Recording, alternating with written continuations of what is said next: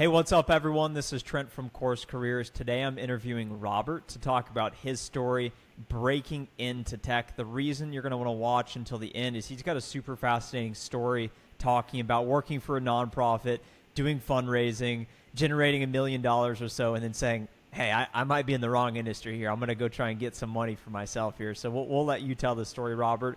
I'm the tech sales instructor at Course Careers, where I put together the most in-depth tech sales course on the market, helping folks from non-traditional backgrounds with no degree, no experience, break into tech. So if you'd like to learn more, you can click the first link in the below to visit the free tech sales intro course. Okay, Robert, let's start with where you are at today. What are you doing? What is your job? What does your day-to-day look like? Okay, that's a good question. So I've actually landed my second tech sales role. So I think back in January, I landed my first role. Then I decided to go for my second role, and I just landed it recently, about a week ago. So I'm actually officially in a couple more hours, I will be 1 week in. Oh, My new role. congratulations. Thank you. Oh, that's amazing. I know that things happen fast in the tech industry, so I'm interested to hear about that dynamic of switching companies in that horizon. What were you doing before you got into the tech industry? Before the tech industry, I worked in the nonprofit industry. Honestly, it was really near and dear to my heart. I got a lot out of helping out people, especially little kids. I helped out homeless kids, by the way. So it was a really good mission. Loved it. But there was a pivotal moment where I said, okay, I think I'm in the wrong industry because I was underpaid, overworked, and I realized that I had a really good passion for being able to pitch to people and get them to and persuade them to look at things my way. If you enjoy pitching to people, then tech sales is perfect for you. What made you feel like you needed to make the change? What was it? Just you got to a point where you just felt overworked, you felt underpaid, maybe you've reached the glass ceiling per se? Because I imagine there's a lot of folks out there who are in, I don't want to say dead end jobs, you're making great impact, but you just don't see that future ahead. What was the breaking point where you said, I have to make a change? I reached that financial ceiling. I became a director at that nonprofit, but still wasn't making it hardly any money. And also, I have my own personal story where my wife is now she's on disability because she has a chronic illness. So as the breadwinner in the family, I have to make really good decisions in order to make sure my family stays financially fit.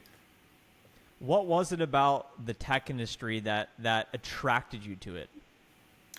Um, I hate to say it, but the money, but also the opportunities. I mean, if you look in my LinkedIn inbox, you'll see just so many people reaching out to me, offer me opportunities to go with their job or their company. So I never had that in nonprofit, but now after finishing course careers and after landing a role, I'm like a hot commodity at the moment. So. Well, let's talk about that and how others can do the same, because I think that's exciting to start to feel like you have a skill set that the marketplace will reward and pay you handsomely for. So you're doing the fundraising and the nonprofit deal. You realize you like pitching and persuading people to gain their compliance. What steps did you take to then break into tech from that moment you decided you wanted to get into sales? Okay, so well, to start out, I knew nothing about tech sales. So I happened to find, I think I was on YouTube, and I happened to find something about tech sales, and there was like an ad for Course Careers. I said, "What the hell? Let me click on it and try it out." So I went on and clicked on it. Took it. I noticed that okay, the course cost $500, and I said, "What the hell? I mean, let me try it out, see if I'm interested in it, because I love tech and I love to pitch people." So decided to go ahead and take a gamble. I said it's just a $500 gamble. So, but which it turned out to be a huge investment. So, and honestly, it's just even though I've only been in the tech for maybe 5 months now, it's paid huge dividends back to me. Why So. was it such a huge and great investment for you? I don't know of any place you can go to and spend $500 on education and turn out and get a job where you're making five figures. I mean, that's unheard of. And then honestly, if I do stay in this particular role here, I am on track to do six figures in another, year or two. So, I mean, I don't know of anywhere where you could spend $500 and get that type of return. That's incredible to hear, and I'm sure many are starting to sit on the edge of their seat saying, okay, I'm listening now. You landed in tech, it sounds like in January at the start of the year, and you were there a few months, and then you decided to change roles. Can you sort of talk about that process, landing the first role, getting the experience, and then maybe realizing, hey, this isn't the culture I want to be in, or maybe there's a better opportunity over here? How did that work? Because I think a lot of folks get in roles that maybe they want to change, and I think it's important to be flexible and have the opportunity to go where you want. So just talk through the last few months and how that's played out for you. Okay, so at first I kind of went for the low-hanging fruit. I really wanted to get into tech bad. So I found a company that I had somewhat of an interest in. That particular company was like an e-learning or a tech company, or they had a platform for that. And it mainly dealt with compliance and insurance, things like that, in financial firms. That was not my biggest interest, but I wanted the experience. So I took the job, I got some experience. After having a little bit of experience and putting that on my resume, I started to be sought out by different recruiters and hiring managers and things like that. And then that's when I landed a job at the company that I really wanted at initially. So, and I was lucky enough to, I mean, I don't want to say the name necessarily, but I was lucky enough to get some on LinkedIn profile. So Intuit, I was lucky enough to get a job at Intuit just recently. Well, fantastic. Congratulations. When you talk about leveraging your skill set in LinkedIn and being a desirable asset in the market, how do you build that? How do you get to a point where you go from nonprofit to now in the tech industry with folks reaching out to you on LinkedIn, wanting to learn from you, wanting to hire you? I mean, obviously, it all started out with CourseCareers. Honestly, my first job that I applied for, they knew about CourseCareers, and that was exactly what kind of helped get my foot in the door. And then plus, I used a lot of those interview skills that you go through when you're going through the courses and those practice questions. Also, the network is like the most invaluable thing that you get with CourseCareers. I actually got this job, the current job at Intuit, by networking through CourseCareers. So if I would have never taken that gamble and decided to invest in CourseCareers, I would have never had this opportunity because I would have never met that person to network and get this job. Talk about your process with networking, because I think it's an important word that's used in a lot of different contexts. Talk about how you started to build connections and then networked your way into such a great company like Intuit. Absolutely.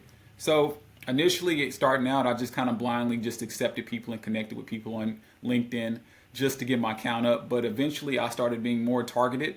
I started making sure that I accepted recruiters, hiring managers on my LinkedIn, specifically targeting companies that I wanted to work for and reaching out to people and employees at those companies. And just kind of doing that targeted approach, I was able to kind of get a hold of a lot of people, start to build some relationships within those companies, even though I didn't even work there.